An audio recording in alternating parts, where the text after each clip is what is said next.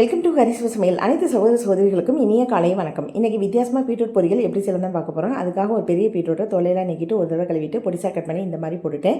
இப்போ இந்த குக்கரில் இந்த பீட்ரூட் முழு அளவுக்கு தண்ணியும் கொஞ்சமாக கல்லுப்பு சேர்த்து 3 விசிலும் போட்டு அடுப்பான் பண்ணி ஃபுல்லாக வச்சுட்டு ஒரு விசில் வந்த பிறகு சிம்மில் 5 நிமிஷம் வச்சுட்டு அடுப்புலேருந்து இறக்கிட்டு விசிலும் அடங்கிருச்சு. இப்போ பீட்ரூட் நல்லா வெந்து வந்திருக்கு. பீட்ரூட்டோட கொஞ்சமாக பீட்ரூட் தண்ணியை எடுத்து வச்சுக்கலாம். பீட்ரூட் தண்ணியை தனியாக இந்த மாதிரி எடுத்து வச்சுட்டேன். இதில் ரசம் வச்சுக்கலாம்.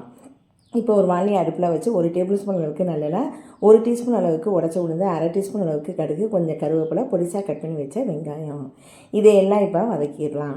அதுக்கப்புறம் இந்த வெங்காயம் சீக்கிரம் வதங்குறதுக்காக கொஞ்சமாக தூள் உப்பும் சேர்த்துருக்கோம். ஏற்கனவே பீட்ரூட்டோடையும் சேர்த்துருக்கேன். இப்போ நல்லா இது வதங்கிருச்சு. வேக வச்ச பீட்ரூட் தண்ணியோடையே இந்த பீட்ரூட்டை போட்டுக்கலாம்.